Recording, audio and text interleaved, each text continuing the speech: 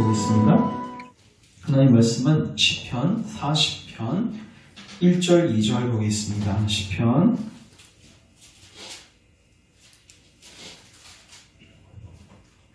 1절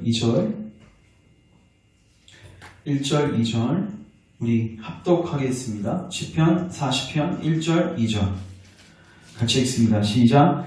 내가 여호와를 기다렸더니 귀를 기울이사 나의 부르짖음을 들으셨도다. 나를 기가 막힐 웅덩이와 수렁에서 끌어올리시고 내 발을 반석 위에 두사 내 걸음을 견고하게 하셨도다. 아멘. 기도합니다. 하나님, 오늘도 겸손하게 주의 말씀 청종하고 이 말씀으로 우리의 마음과 우리의 모든 행동과 우리의 모든 것들을 살피고 점검하고 또 우리가 회개와 믿음으로 나아갈 수 있기를 원합니다. 주님, 오늘 우리 가운데 말씀으로 은혜를 베푸시고 특별히 우리에게 찾고 구하는 깊은 은혜를 허락하셔서 간절히 부르짖게 하시고 그 가운데 응답하시는 하나님의 영광을 보게 하옵소서. 오늘도 진리의 말씀으로 우리의 심령을 뜨겁게 하시고 우리에게 빛을 비추어 주옵소서. 어디로 가야 할지 방향을 찾지 못하는 우리에게 주님 밝히 우리가 가야 할 한 걸음을 비춰주셔서 주의 길로 행하게 하소서. 예수님의 이름으로 기도합니다. 아멘. 우리 초대육정 우리 36페이지 피시고요.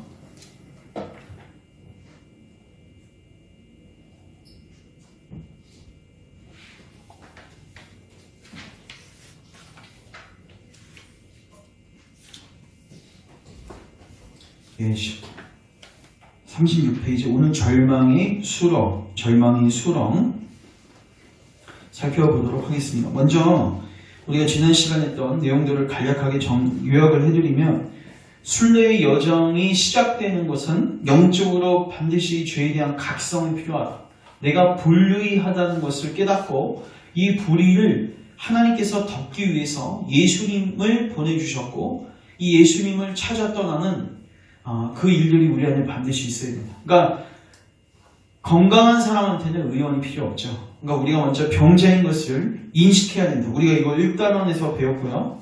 그 다음에 이렇게 시작된 순례의 여정을 하나님께서는 전도자들을 특별히 목사와 교사를 보내셔서 하나님의 말씀으로 그들을 인도해 가십니다. 그러니까 교회를 떠나서 나 혼자 독불자군처럼 구원받을 수 있다고 생각해서는 안 돼요. 하나님께서 이 교회 그리고 또 수많은 은사 또 수많은 직분자들을 우리에게 선물로 허락하신 것입니다.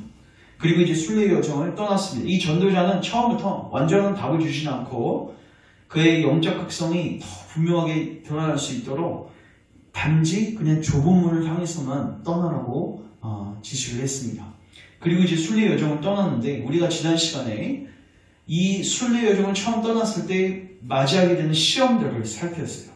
3가지의 시험이 있었는데 우리 주일 예배하고 또 이게 아구가 맞아서 제가 그 유효한 부르심 말씀 나누면서 제가 이 부분들을 같이 또 반복해서 제가 나눴습니다. 이 3가지 시험은 무엇이었냐면 먼저 우리 안에서 하나님의 말씀을 따르지 않으려고 하는 완고한 고집이었습니다. 내 경험, 내 통밥, 내가 지금까지 살았던 그거에 근거해서 하나님의 말씀은 틀렸고 나는 그것에 순종할 수 없다는 완고한 고집이었습니다. 이런 사람들은요 길가박 같은 마음을 갖고 있어서 하나님의 말씀이 뿌려져도 신겨지지도 못하고 그냥 바로 사탄이 그냥 그걸 낚아채 가서 전혀 감흥도 없고 말씀을 바로 잊어버리는 그런 부류의 사람이라고 제가 말씀을 드렸고, 두 번째는 변덕쟁이와 같은 사람이었습니다. 변덕쟁이는 누구였죠? 돌밭이라고 제가 말씀을 드렸습니다. 즉 하나님의 말씀을 듣고 기쁨으로 받습니다. 즉시 반응합니다. 그리고 때로는 열심을 냅니다. 왜요? 크리스천을 막 끌고 다니면서 우리 빨리 순례의 여정을 가자 하면서 그 열심도 우리가 인정할 수밖에 없는데, 근데 중요한 거는 등에 죄짐이 없었어요. 이건 뭐예요? 순례의 여정을 스타팅하는 목적 자체가 글렀다는 거죠. 지금 크리스천은요 자기 죄 문제, 영생의 문제를 해결하기 위해서 이 순례 여정을 걷는데 이 돌짝밭에 있는 이 변덕쟁이는요, 세상적인 욕심을 추구하기 위해서. 그러니까 천국을 들어서 좋아요. 감흥도 있어요. 근데 그 천국을 세속적이고 육신적인 천국으로 자기가 만들어내고 그걸로 인해서 동력을 받고 그걸로 인해서 자기가 움직이는 거죠. 그래서 이런 사람들의 특징은 뭐냐면 하나님으로 인해서 혹은 교회로 인해서 그리스도인의 삶으로 인해서 고난과 환난이 찾아오면 바로 그 길을 접습니다. 지속성이 없어요. 그래서 생명의 말씀, 영생의 말씀을 찾는 자들만 이 순례 여정을 끝까지 지속할 수 있다. 오병이어 기적에서도 우리가 이미 살폈습니다.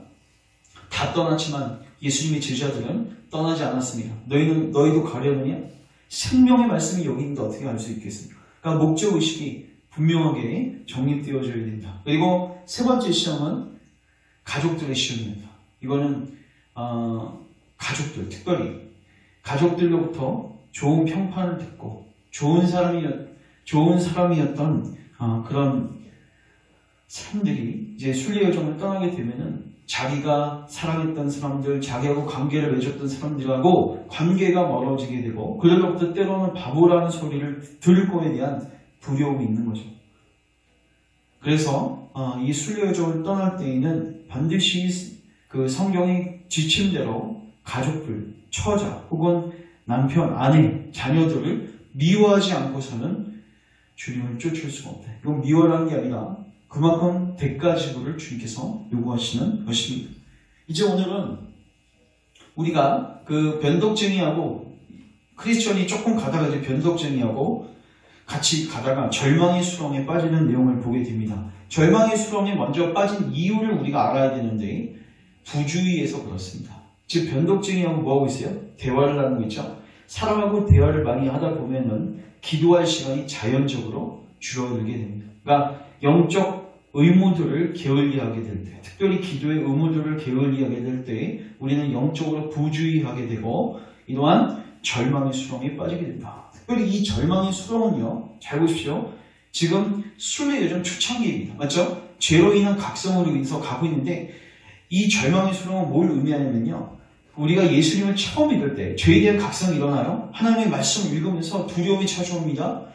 그러면서 빠지게 되는 의심과 회의를 의미합니다. 그러니까 그리스도의 속죄 사역을 온전히 깨닫기 위해서 그 순례 여정을 갈 때 초창기에 우리가 특별히 경험하게 되는 이런 고민이 우리 마음에서 올라오게 되죠. 내가 과연 용서받을 수 있는 것인가?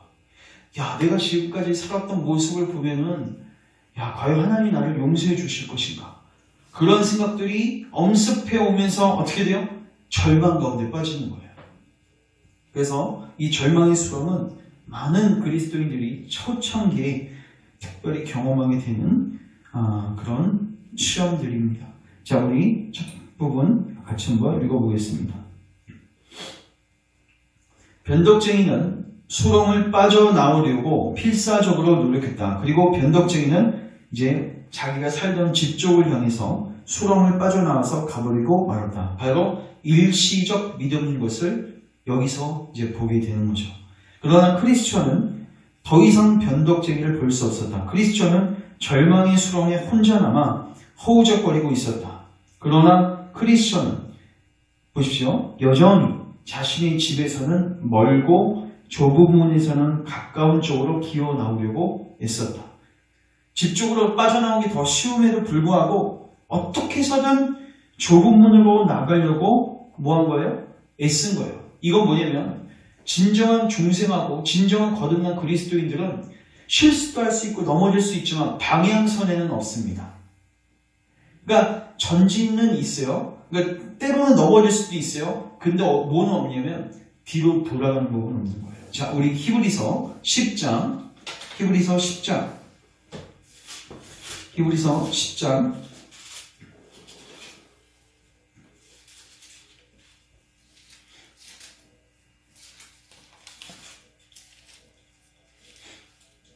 38절.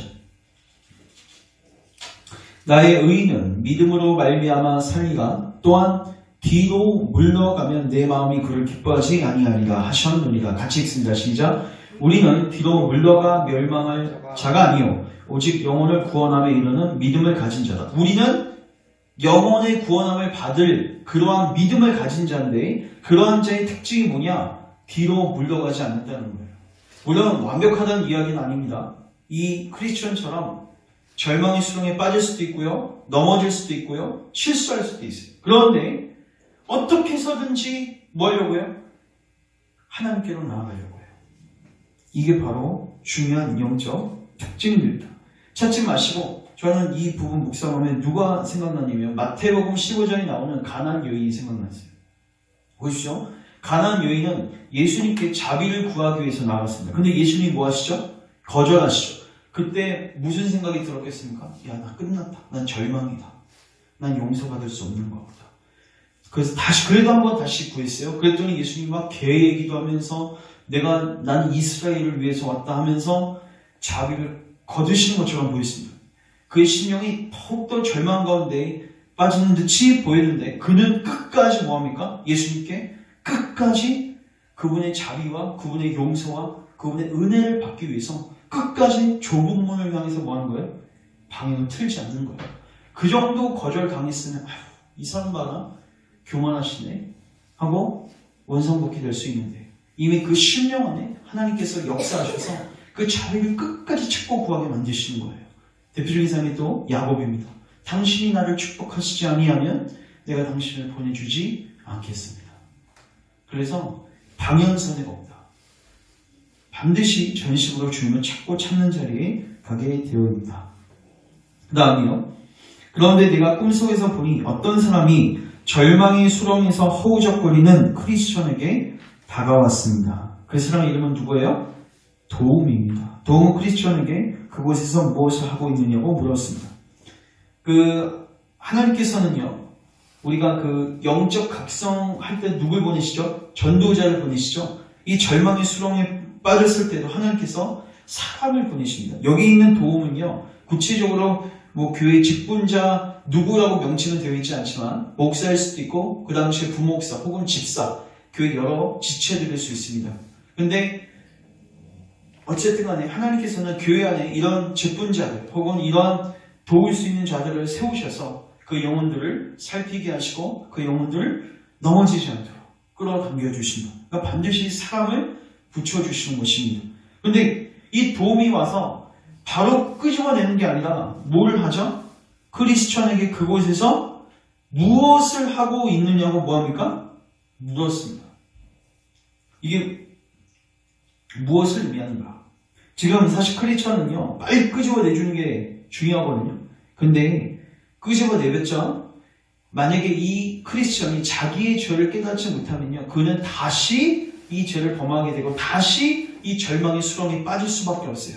그래서 이 질문을 통해서 크리스천으로 하여금 자기의 잘못이 무엇인지에 대해서 인식하고 자각할 수 있도록, 그래서 다시는 이러한 함정에 빠지지 않을 수 있도록 그에게 질문을 던지고 있는 것입니다.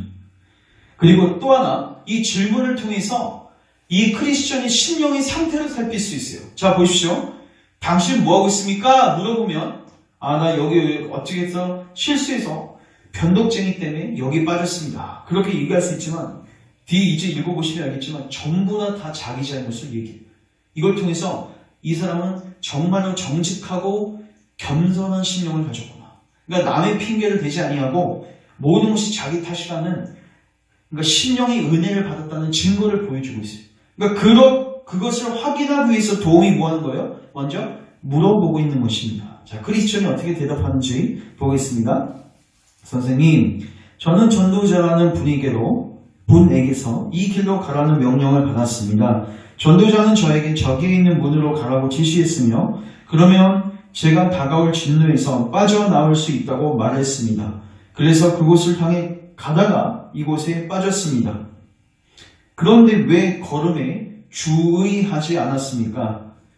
자, 이 절망의 수렁에 빠진 이유가 있어요. 물론 현상적으로는 뭘 때문에 빠졌어요? 변덕쟁이 얘기하다 빠졌죠? 근데 이건 이제 신학적 이유를 분명하게 돼요. 두려움이 내게 엄습했고, 이게 어떤 두려움이에요? 내가 과연 구원받을 수 있을까?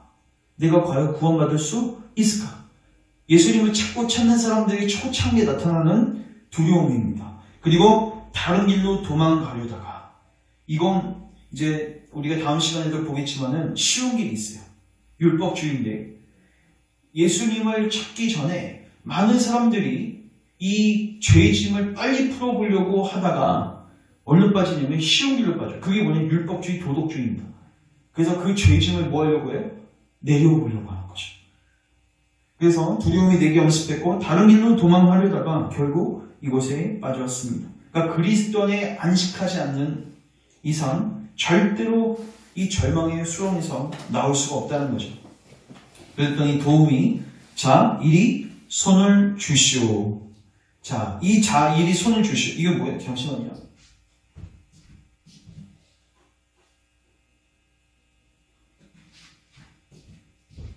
자, 손을 주시오. 이건 뭐예요?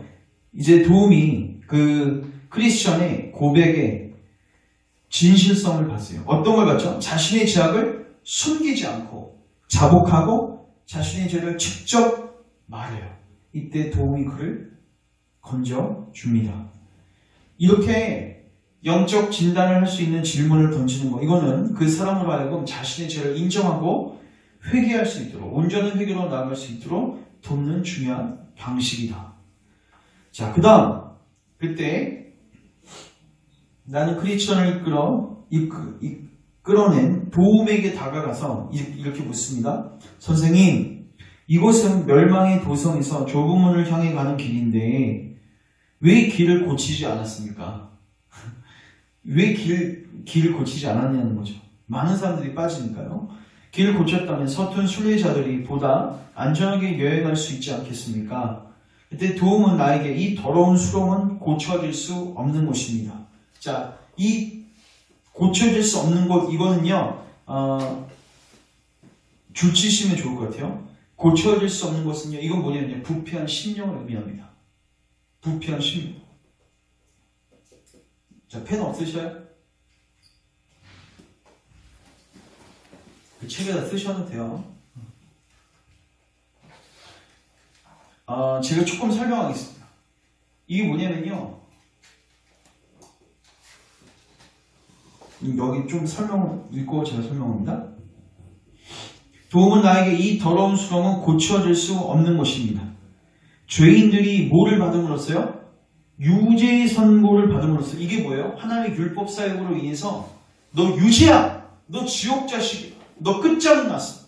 딱 이 선고를 받으면요, 이제 그 더러운 찌꺼기의 쓰레기들이 이곳에 밀려오게 돼요. 이게 무슨 말이냐면 이것을 절망의 수렁이라고 부릅니다. 왜냐하면 죄인들이 자신의 무슨 상태? 줄치세요. 타락한 상태를 알게 될 때 자신의 영혼 속에서 많은 두려움 동그라미, 의심 동그라미, 실망 동그라미.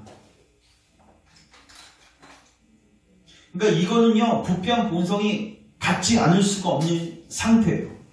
자, 예를 들어서 여러분 대표적인 사람이 누구냐면 아담이었습니다. 맞죠? 아담은 태초에 죄를 지었을 때, 그리고 주님이 찾아오십니다. 아담아, 아담아, 내가 어디 있느냐? 이건 뭐예요? 그의 죄를 지적하시는 주님의 유죄 선고입니다. 주님의 무슨 선고라고요? 유죄 선고예요. 너 지금 타락한 상태에 있다는 것을 알려주는 주님의 유죄 선고예요. 그러면요, 그 타락한 상태인 것을 알게 될 때 그 심령 안에 두려움이 찾아오고요, 의심이 찾아오고요, 실망감이 찾아오고요. 그래서 주님을 바른 마음으로 섬길 수 없는 부패한 마음이 될 수밖에 없다는 거죠. 그래서 이거는 고쳐야 고칠 수가 없는 거예요. 주님을 만나지 않는 이상은 절대로 이 밭은, 이 마음은 고칠 수가 있다 없다? 없다. 그래서 고치려고 해도 안 됐다는 거예요. 순리 여정서 이걸 빨리 제거해주면 좋은데 그리스도를 만나기 전까지는 이 밭을 고칠 수가 없는 거예요.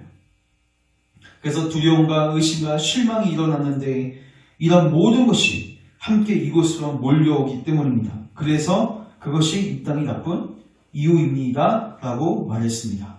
그래서 굉장히 재미있는 비유를 듣는데 이게 무슨 말인지 한번 이해해 보십시오. 왕은 누구예요? 하나님이세요. 성부 하나님께서 이곳이 그렇게 나쁜 상태로 남아있는 것을 기뻐하지 않으셔서, 인간의 마음이 너무 부패한 상태를 하나님이 당연히 기뻐하지 않으시죠. 자기의 형상으로 지음받은 인간들인데, 그래서 누구를 사용하시냐면 왕의 일꾼들을 사용하십니다. 왕의 측량 기술자의 지시에 따라 누구요? 왕의 일꾼들. 여기서 왕의 일꾼들은 누구를 상징하냐면요. 구약시대 때 보냈던 수많은 선지자들. 그러니까 하나님의 말씀을 선포했던 수많은 선지자들을 의미합니다. 그 일꾼들이 몇 년 동안이요? 1600년 이상이나 이 땅을 고치려고 마음을 고치려고 해봤는데 성공해요? 성공하지 못해요. 성공하지 못했죠? 그래서 여러분 구약 성경은 뭘로 끝납니까? 새 언약을 예고하고 끝납니다. 이스라엘 백성들이요. 하나님의 율법을 받았어요. 받았는데 그들이 마음으로부터 주님의 율법을 순종할 수가 없는 거예요. 그래서 하나님은 언약을 지키셨는데 그들이 언약을 파기해서 결국 하나님께서 막판에 에스겔과 예레미야에게 무엇을 예고하시는가? 이제는 내가 새 언약을 주겠다. 뭐예요? 마음밭을 바꿔주겠다는 거죠. 그러나 구약시대 때는 1600년 이상이나 이 땅을 고치려고 고용되었습니다. 그러나 고치지 못했습니다. 내가 알기로는 이곳에 최소한 2만 수레 이상의 가르침을, 이거 뭐야? 구약 선지자들의 수많은 가르침을 의미하는 거죠. 수백만의 교훈을 쏟아부었어요. 마음에 쏟아부었어요. 율법을 쏟아부었어요. 그건 되는 거야? 안 됐다는 거예요. 그것들은 왕의 모든 통치 지역에서 계절을 불문하고 모은 것들이었습니다. 다 쏟아부었어요. 그것들은 이곳을 좋은 땅으로 만드는데 최상의 재료들이었지만 이곳은 수선되지 못했습니다. 뭐예요? 마음 부패됐다. 그래서 이곳은 여전히 절망의 수렁입니다. 사람들이 할 수 있는 것을 다 한다 할지라도 결과는 마찬가지일 거입니다. 자, 우리 예레미야 17장 보겠습니다. 예레미야 17장. 우리가 이 상태를 알아야지 우리가 기도하게 되겠죠.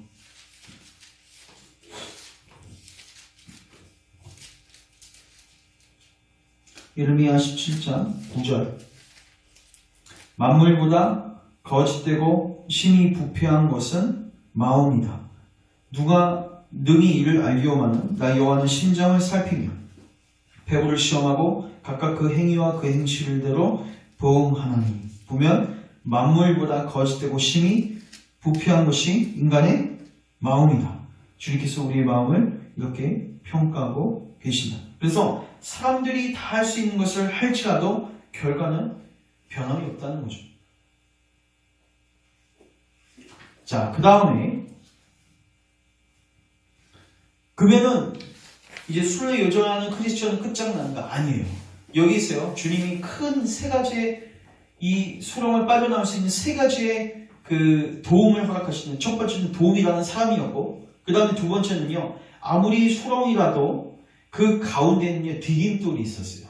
여기 보시면 사실은 법을 제정하신 자의 지시에 따라 좁고 튼튼한 디딤판을 수렁의 한가운데 놓았어요.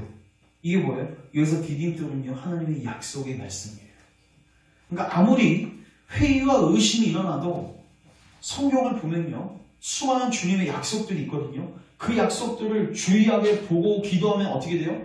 절망의 수렁을 반드시 빠져나오게 주님께서 조치를 해놓으신 거죠.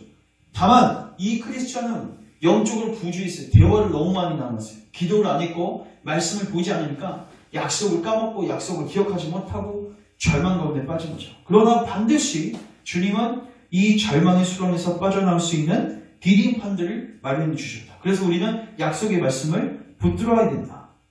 그런데 중요한 거는 날씨가 바뀌면 수렁에서 오물을 토해내기 때문에 디딤판은 거의 보이지 않는다. 그러니까 주의 깊게 보지 않으면 밟을 수가 없어요.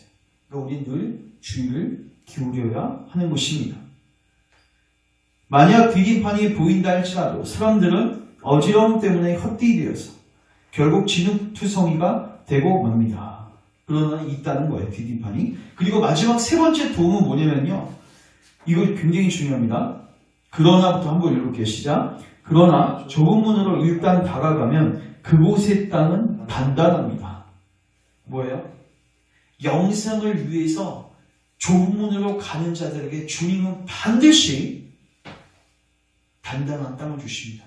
오늘 우리가 읽은 말씀, 깊은 수렁에서 건져내시고 내 발을 반석 위에 세우신다는 거예요. 그러니까 우리가 좁은 길을 그 좁은 문을 향해서 나아가잖아요. 두렵고 떨리죠. 근데 나아가면요 반드시 그리스도라는 반석을 만나게 하셔서 흔들림 없이 세워주신다는 거예요. 그러니까 중요한 건 뭐예요? 방향이에요. 방향만 바르게 맞으면 하나님이 그 영혼을 실족시키지 않으시고 반드시 완성의 자리로 인도해 가신다는 거예요. 자, 이거는 우리가 고린도전서 10장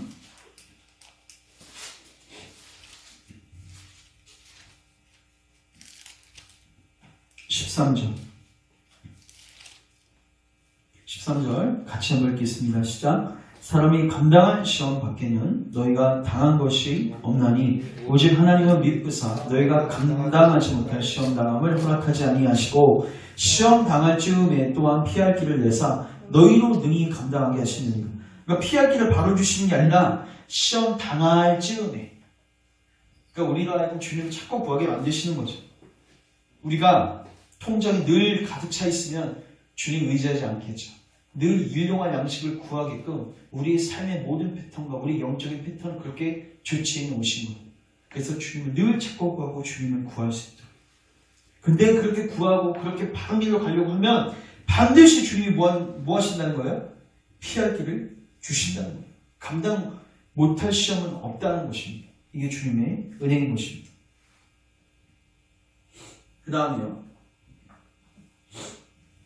나는 꿈속에서 바로 그때 변덕쟁이가 자기의 집으로 돌아온 것을 보았다. 그의 이웃들이 그를 찾아왔다. 이거 일시적 믿음은 어떻게 되는지를 보여주는 건데 보십시오. 어떻게 변해 있는지. 그의 이웃들이 그를 찾아왔다. 어떤 이들은 그가 다시 돌아온 것에 대해 그를 현명한 사람이라고 불렀고, 그렇죠.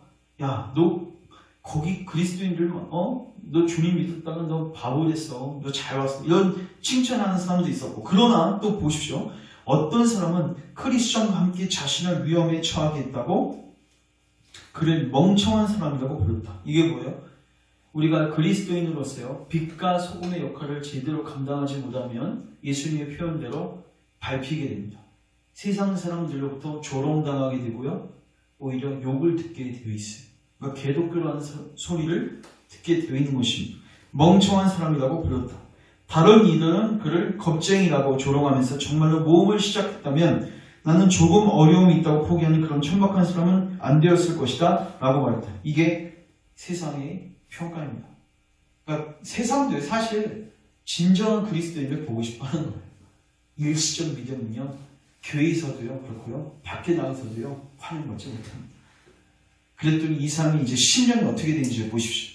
세 줄, 밑에 세 줄. 변덕쟁이는 그들 가운데 가만히 앉아 있었다. 그러나 모든 사람이 말을 마치자 보십시오. 변덕쟁이는 더욱 대담해져서 크리스천을 뒤에서 조롱하기 시작했다. 변덕쟁이에 대한 것은 여기까지. 이게 뭐예요?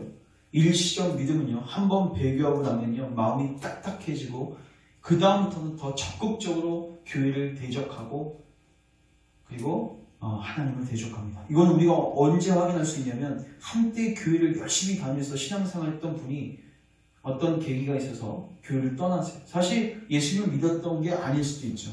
일시적 믿음이었는데 교회를 떠나면 교회를 뭐예요? 욕하고 교회 안에 있는 사람들을 욕하고 하나님을 대적하고 완전히 마음이 굳어지는. 그래서 사실 일시적 믿음은 우리가 많이 관찰할 수 있는데 우리의 믿음이 이런 자리에 가지 않도록 우리가 기도해야 되는 것입니다. 말씀을 정리하면요, 절망의 수렁이라는 시험은 우리가 좁은 길이라는, 좁은 문이라는, 그러니까 뭐예요? 좁은 문을 간다는 건 뭐예요? 최종적인 목적지가 어디예요? 영생이에요. 내가 정말 구원받고 싶어서, 주님과 영원토록 함께하고 싶어서 그 목적을 분명히 하고 걸어가면요, 신자들 안에 초창기에 빠질 수 있는 중요한 시험입니다. 근데 우리가 영적으로 주의를 기울이고 특별히 하나님께서 약속의 말씀, 이 약속의 말씀을 잘만 우리가 주의 깊게 살피고 그 디딤돌을 잘 걷고 디딤돌을 위해서 우리가 걸어간다면, 그리고 좁은 문이라는 방향을 우리가 잃어버리지 않고 그 길로만 쭉 간다면 반드시 딱딱한 땅을 만나게 하시고 반드시 여기서 헤어나오게 하신다. 그래서 우리 마지막으로 오늘 본문 다시 한번 읽고 이제 같이 기도하는 시간 갖겠습니다. 시편 40편 보십시오. 40편 1절 2절 다윗의 고백인데 내가 여호와를 기다리고 기다리었던 이게 뭐예요? 나 뒤로 돌아가고 싶지 않습니다. 내가 넘어졌더라도 주님 당신이 계신 곳으로 가고 싶습니다. 나 좁은 문으로 가고 싶습니다. 나 영생의 길로 가고 싶습니다. 계속 주님을 찾고 구하고 기다리고 기다렸더니 귀를 기울이사 나의 부르짖음을 들으시고 그때부터 빛이 비춰지기 시작하는데 내가 나를 기가 막힐 웅덩이와 수렁에서 끌어올리시고 내 발을 반석 위에 두사 내 걸음을 견고하게 하셨다. 중요한 건 뭐예요? 2절이 나오기 위해서는 1절이 필요하다는 거예요. 뭐예요? 기다리고 주님을 찾고 구하고 방향을 선회하지 않고 후퇴하는 삶으로 가지 않고 늘 앞만 보고 그 가나안 여인처럼 나아갈 때 주님 우리를 반드시 이 반석에 우리를 세워주실 것입니다. 우리 자신이 이러한 자리에 갈 수 있도록 기도하시고 우리 많은 지체들이 이런 일시적 믿음에 빠져서 후퇴하는 자 되지 않도록 끝까지 순례 여정 같이 걸어갈 수 있도록 우리가 같이 기도했으면 좋겠습니다. 제가 기도합니다. 하나님, 오늘 우리가 절망의 수렁에 대해서 살폈습니다. 우리가 순례 여정을 걸어갈 때 하나님의 약속을 잠시 잠깐 잊을 때, 또 우리가 기도를 태만히 할 때 우리에게 다가올 수 있는 시험들이었습니다. 주님,